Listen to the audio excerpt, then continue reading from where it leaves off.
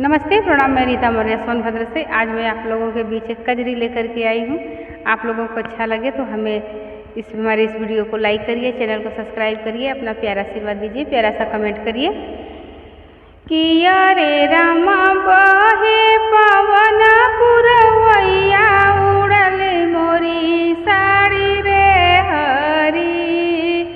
किया रे रामा बहे पवन पुरवैया, उड़ल मोरी साड़ी रे हरी। सोने की थाल में जेवना बनाए, सोने की थाल में जेवना बनाए। किया रे रामा जेवना न जेवना न दैया, निहार मोरी साड़ी रे हरी। किया रे रामा